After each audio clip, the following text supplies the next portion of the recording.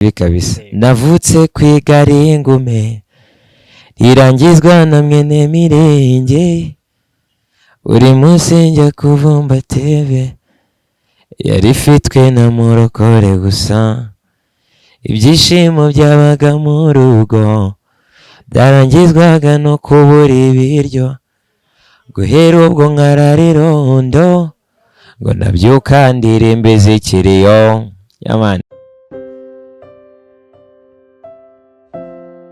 Nkuko mubibona hano turi kan Kigali turi kumwe n'umujama wacu reka banza twibwire deni duze dukurikizaho ibyacu.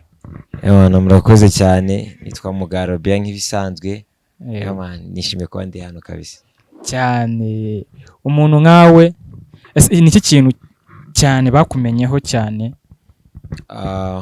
Njye ndi umuhanzi giti cyanjye nkaba n'umucuranzi byose ndabihuza na filmmaking ya.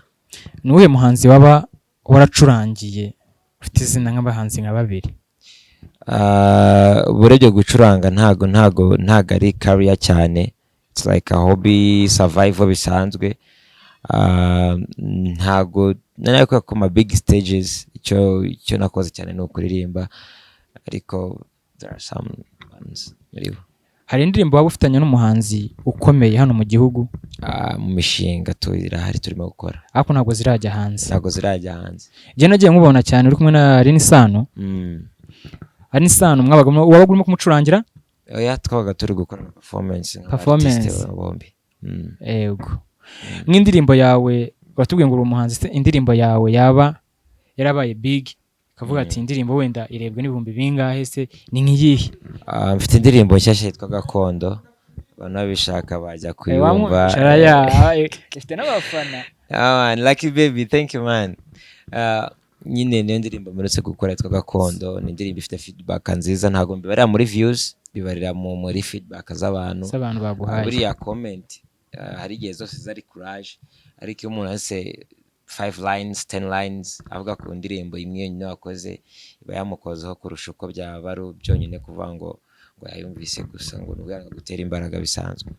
Yego. None se nkawe urabona wenda ukuntu umeze hano mu Rwanda muri bakeya? Yego. Nta mbogamizi ujya uhura nazo wenda ugiye nk'ahantu cyangwa se ufashe nk'umwana? Tumeze gute se? Nyine mbogamizi wenda ubona ushobora guteta nk'umukobwa then bati yakereka nk'abashuti batinsiga inkunda na runaka bati oya ibyo ntabwo bijya bikubaho?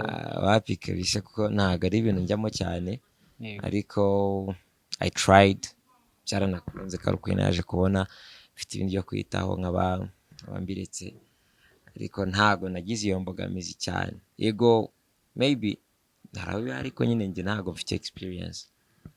Yego. Segonderi ni nk'akahe kantu ko muri segonderi ubuki ukavuga ati aka kaboro ni fresh?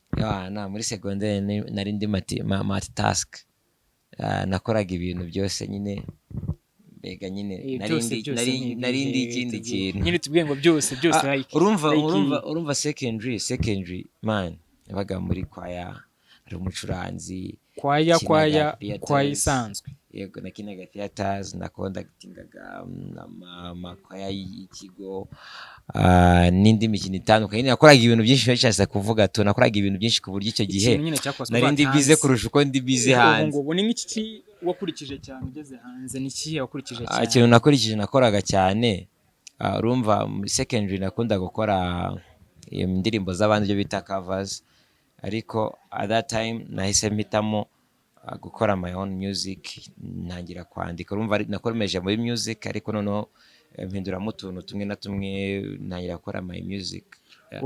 Noneho urabona akazi kawe ubwo n'ubundi gisoza apana byo ni Musinga ajya tubwiye akavuga ati ngo igeze hanze ngo biranga. Ntabwo byanze ako ntabwo yabeshye tu. Ntabwo yabeshye nyine there is struggles man. Nyine ntabwo biba byoroshye kabisa. Ntabwo byanze ari ukuntu iri secondary nka senior 6 wumva nyine uzasohoka hanze ufite akazi kagutegereje, uri umuntu ugiye ugafata ufite nyine iyo wumva uzicara mu modoka ya danger nta na prime ugira ariko nyine wumva bizashoboka bro. Iyo ugeze hanze barayifi bro imisiganira nabi kabisa. Yes. Gusa iyo uhuye n'abantu wenda mwiganye se bavuga ati wowe waragafashe barabivuga ariko nyine buriya hari umuntu avuze ngo buriya ntago ndi umukene ariko iyo unyegereye cyane ubukene noneho bukabije ariko nyine barabivuga just bisanzwe kuko nyine umuntu utakubereye mu buzima hari igihe aba agira ngo nyine ngo byagezeyo ariko buriya hari ikintu dukoresha nk'abanyarwanda bita kwica iperereza. Umuntu mutabana cyane ntabwo aba yamenye struggle zawe n'ibindi bora bikuvuna tu. Noneho bajya batubwira ngo wenda uyu mubiri wacu tse umubiri wanyu urabona ko bitandukanye. Hari igihe usanga umubyeyi papa cyangwa mama bamwe muri bo basa nkatwe ene ntode no kubona wowe usanzwe umeze nka gutyo. Bombi so nabivuze nabi.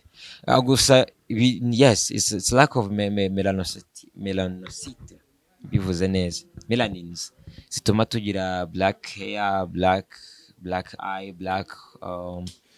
nyine bituma tugira uruhu rushobora kwirinda rwirabura rusha guhangana n'izo nk'abanyafrika.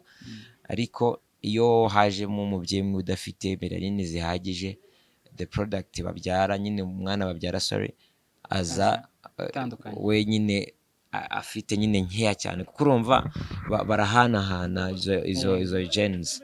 Iyo rero bombi badafite izifite imbaraga tasaho ubwo bivuze ko ababyeyi n'ubundi dusanzwe mudasa ariko bo bavuyemo. Yes, ababyeyi banjye nta bumuga bw'uruhu bafite man. Imbogamizi uhura n'uruhu cyane ni izihe?